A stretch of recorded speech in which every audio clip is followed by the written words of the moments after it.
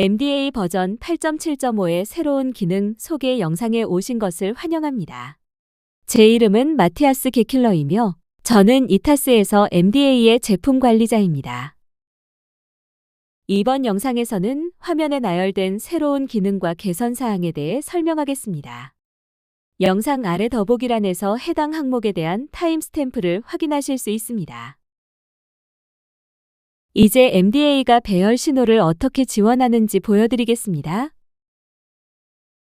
지금까지 MDA는 특정 시점에 하나의 값만 가지는 단순한 데이터 타입만 지원했습니다. 그러나 더 복잡한 복합 데이터 타입도 존재합니다. 그중 하나의 예가 바로 배열 신호인데 이는 동일한 타입의 여러 요소로 이루어져 있습니다. 현재 MDA에는 배열 신호 자체를 시각화할 수 있는 계측기가 없습니다. 따라서 배열 신호가 사용될 경우 계측기에는 오류 아이콘이 표시됩니다. 배열 신호를 평가할 수 있도록 하기 위해 MDA 버전 8.7.5에서는 몇 가지 개선 사항이 추가되었습니다. 아날로그 신호에서 비트 신호를 생성하는 것과 유사하게 이제 배열의 개별 요소들을 스칼라 신호로 추출할 수 있습니다. 사용 가능한 배열 요소의 개수는 전용 대화창에 표시됩니다. 몇 번의 클릭만으로 원하는 배열 요소를 선택할 수 있습니다. 백그라운드에서는 MDA가 각각의 스칼라 신호를 얻기 위해 필요한 계산 신호들을 자동으로 생성합니다. 이렇게 생성된 신호들은 변수 탐색기에 표시되며 익숙한 방식대로 계측기에 표시하는 등 활용할 수 있습니다. 또한 이제 MDA는 계산에서 배열 신호를 지원하며 일부 계산에서는 배열을 생성하기도 합니다. 이는 배열이 결정적인 장점을 가지고 있기 때문입니다. 특히 출력 신호의 개수가 입력 신호의 개수에 따라 달라지는 계산에서는 배열 크기를 변수로 다루는 것이 매우 유용합니다. 다시 말해, 임의 개수의 입력 신호가 출력 배열의 요소 개수를 정의하게 됩니다. 따라서 MDA에서 제공되는 함수들 중에는 배열을 출력 신호로 포함하는 것들이 있습니다. 지금부터 그중 하나의 예시를 조금 더 자세히 보여드리겠습니다. 이를 위해 새로운 함수인 deviation from average를 사용합니다. deviation from value range 함수도 동일한 방식으로 사용할 수 있습니다. 입력 신호로는 분석할 스칼라 신호들을 지정합니다. 백그라운드에서 이들은 해당 요소 개수를 가진 입력 배열로 결합됩니다. 함수 인스턴스를 저장한 후 출력 신호들은 계산 결과를 제공합니다. 출력 중 일부는 스칼라 신호입니다.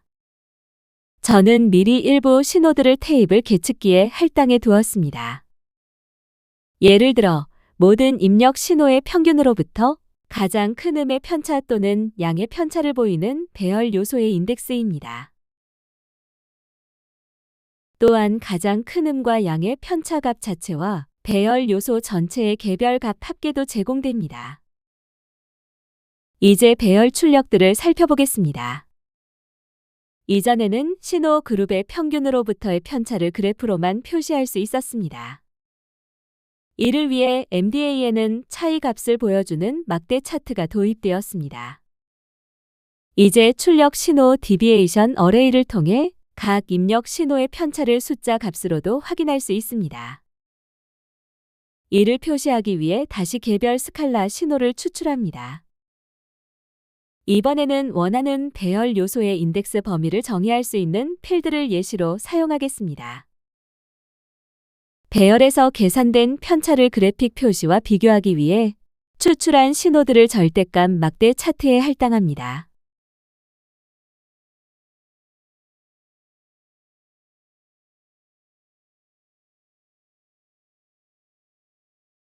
두 계측기의 색상과 스케일은 약간 다르지만 막대들이 동일한 패턴을 보이는 것을 확인할 수 있습니다. 즉, 값은 동일하다는 의미입니다. 마지막으로 배열 신호 분석에서 새로운 배열 지원 기능을 활용하는 방법에 대해 알려드리겠습니다. 함수에서 사용된 메서드들은 계산 신호의 연산자로도 제공됩니다. 수식 입력란에 array라는 용어를 입력하면 사용 가능한 연산자들이 표시됩니다. 또한 배열에 대한 일부 기본 계산도 지원됩니다. 여기에는 배열의 스칼라 값을 곱하거나 더하는 연산도 포함됩니다. 이 경우 배열의 모든 요소에 각각 동일하게 적용됩니다. 마찬가지로 두 배열의 차원이 같다면 배열끼리 곱하거나 더하는 것도 가능합니다. 계측기 동기화를 위한 새로운 기능도 추가되었습니다. 측정 파일을 분석할 때 오실로스코프의 확대 기능을 사용하여 관심 있는 시간 구간을 자세히 확인할 수 있습니다. 그 다음 커서를 활성화할 수 있습니다. 계측기가 동기화되지 않은 상태에서는 커서를 움직여도 다른 계측기에는 영향을 주지 않습니다. 하지만 동기화를 활성화하면 커서가 특정 시점을 표시하고 다른 모든 계측기는 그 지점에 맞추어 정렬됩니다. 커서를 이동할 때마다 이 시점은 자동으로 업데이트됩니다. 이를 통해 오실로스코프를 사용하여 신호의 시간적 진행을 탐색할 수 있습니다. 동시에 다른 계측기들은 특정 순간에 대한 각각의 뷰를 보여줍니다. 예를 들어 신호의 분포나 개별 신호가 평균에서 얼마나 벗어나는지를 보여주는 것과 같습니다. MDA 버전 8.7.5의 새로운 기능으로 특정 계측기를 동기화해서 개별적으로 제외할 수도 있습니다. 동기화 버튼 아래에 있는 일시정지 아이콘을 클릭하면 됩니다.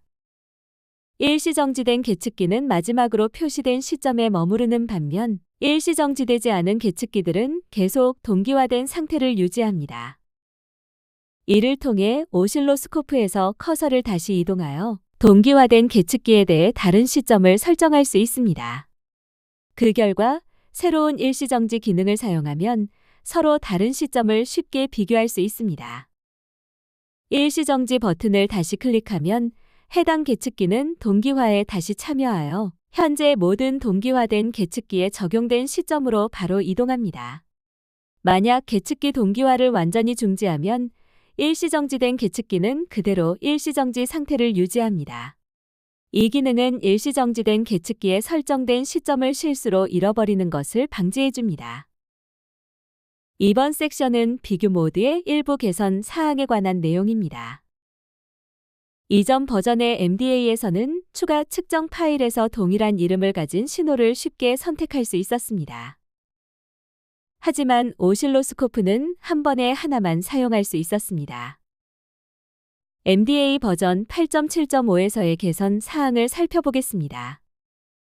컨피규레이션 매니저에서는 잉카와 마찬가지로 세 가지 신호를 사용하여 트리 구조를 얼마나 확장할지 설정할 수 있습니다. 신호 레벨에서 비교 모드의 효과를 명확히 확인할 수 있으며 이제는 레이어 노드나 심지어 컨피규레이션 노드에서도 비교 모드를 실행할 수 있습니다. 해당 노드 아래의 모든 오실로스코프가 비교 모드에 포함됩니다. 파일 선택 대화창에서는 다중 선택도 가능해졌습니다. 선택한 파일의 신호들이 오실로스코프에 추가됩니다. 파일에 요청한 신호가 포함되어 있지 않으면 대신 노매치 상태의 플레이스홀더 신호가 생성됩니다. 또 다른 새로운 기능은 컨피규레이션 매니저의 필터 카테고리 블록입니다. 현재는 하나의 필터 카테고리만 제공되며 이를 통해 노매치 상태의 신호를 선별적으로 필터링할 수 있습니다. 이제 컨피규레이션을 직접 찾아다닐 필요 없이 몇 번의 클릭만으로 노매치 신호를 쉽게 찾아 삭제할 수 있습니다. 그런데 왜 이런 노매치 상태의 신호가 만들어질까요? 이는 의도적인 설계입니다. 이전 파일을 새 파일로 교체할 때 새 파일에 해당 신호가 존재할 수도 있기 때문입니다. 이 경우 플레이스홀더는 실제 신호로 자동 대체되며 다시 비교 모드를 실행할 필요가 없습니다. 다음으로 계산 신호 가져오기 기능의 개선 사항을 보여드리겠습니다. 계산 신호는 분석 과정에서 유용하게 활용될 수 있습니다. 이전 MDA 버전에서는 계산 신호를 가져올 때 잘못된 참조가 생성되는 문제가 있었습니다. 이번에는 가져오기 기능이 수정되었음을 보여드리겠습니다.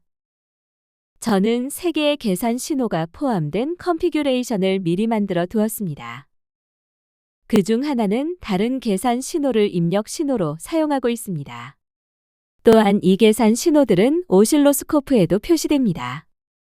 이 컨피규레이션을 다른 컨피규레이션으로 가져오려고 합니다. 하지만 대상 컨피규레이션에는 이미 동일한 이름을 가진 계산 신호들이 존재합니다. 가져오기 과정에서 잘못된 참조가 발생하지 않도록 하려면 관련된 객체들을 한 번에 가져오기 과정에서 모두 포함하는 것이 중요합니다. 여기에는 계산 신호 자체뿐만 아니라 해당 신호들이 표시되는 계측기들도 포함됩니다. 가져오는 동안 MDA는 대상 컨피규레이션에 동일한 이름을 가진 객체가 이미 존재하는지 여부를 확인합니다. 이 경우 MDA는 새 객체들의 이름을 자동으로 변경합니다. 경고 메시지를 통해 어떤 조정이 이루어졌는지 정확히 확인할 수 있습니다. 제가 보여드리는 예시에서는 이름이 변경되고 참조가 업데이트되었음을 보여줍니다. 이는 계산 신호들 간의 연결관계와 계산 신호들이 계측기에 할당된 상태가 유지되도록 보장합니다. 신호 이름이 가져오기 과정에서 새로 변경되더라도 말입니다. 이번 섹션은 산점도 계측기에서의 축 유형에 관한 것입니다. 신호의 값범위가 여러 자릿수를 포함할 경우 일반적인 등간격 축으로 표시하면 만족스럽지 않을 수 있습니다. 이런 경우 낮은 수치 구간의 샘플들이 압축되어 나타나며 거의 구분하기 어렵습니다. 이 문제의 해결책은 로그 스케일을 가진 값축을 사용하는 것입니다. 로그 축으로 전환하려면 해당 값축을 선택하고 표현 방식을 변경하기만 하면 됩니다. 이러한 스케일링 방식은 각 자릿수가 동일한 크기의 영역을 차지하도록 보장합니다. 그 결과 샘플들이 더 균등하게 분포되어 훨씬 쉽게 구분할 수 있습니다. 제가 보여드릴 예시에서는 값이 10 미만, 심지어 1 미만인 샘플에서 이 효과가 뚜렷하게 나타납니다. 마지막으로 MDA의 화면 모양과 관련된 새로운 옵션을 보여드리겠습니다. 지금까지 MDA는 밝은 색상 테마만 지원했습니다. 하지만 MDA 버전 8.7.5부터는 다크 모드 테마도 선택할 수 있습니다. 언어 설정과 마찬가지로 변경사항은 MDA를 재시작한 후에만 적용됩니다.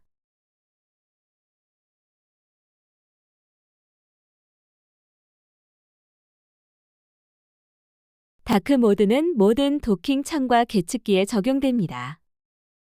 단, 오실로스코프와 산점도 계측기에서는 배경색을 수동으로 변경해야 할 수도 있습니다. 마지막으로 MDA 버전 8.7.5에서 적용된 모든 변경 사항의 개요를 이곳에서 확인하실 수 있습니다. 보다 상세한 설명은 별도로 제공되는 What's New 슬라이드를 참고해 주시기 바랍니다. 관련 자료들은 MDA8 제품 도움말과 이타스 공식 홈페이지에서 참고하실 수 있습니다. MDA8에 관심을 가져주시고 끝까지 함께해 주셔서 감사합니다.